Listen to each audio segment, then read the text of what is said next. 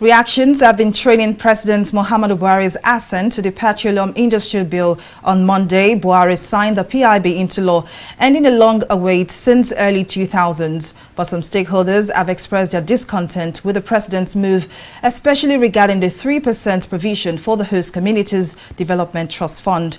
Earlier, I spoke to an oil and gas expert, Bode Showmi, on the issue, and I began by asking him how the complaints about the 3% for oil-producing communities can be handled. The issue is that the 30% that they're talking about is 30% of profit for the NNPC.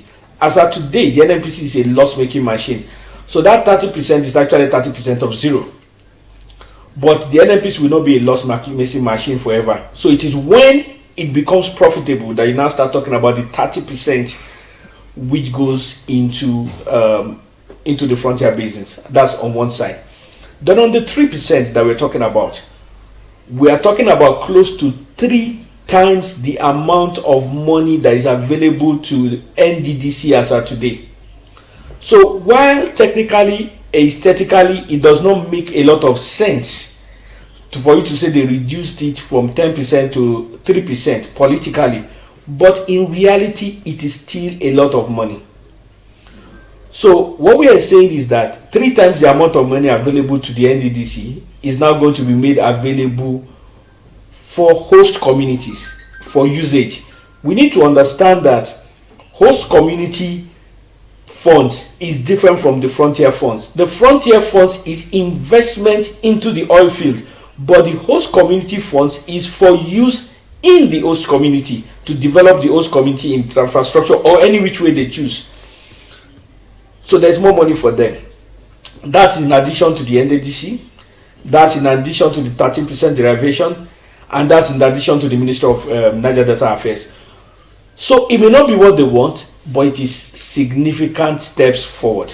Now, some stakeholders have alluded to the fact that President Buhari's signing of the PIB into law will have an effect on the pump price of petrol. Is this something we should expect? I think one of the good things about the PIB is that it will allow for greater transparency. Simply because the landing cost is in dollars does not necessarily mean it will be at a higher price. So the first thing that needs to happen is that these figures that they are talking about needs to be x-rayed. So we are not just going to take their words for it. We are going to ask them to provide these figures, and then we will compare it with international prices. I mean, the cost of transportation is international. The cost of vessels is international. The cost of crude is international. The cost of refining is international.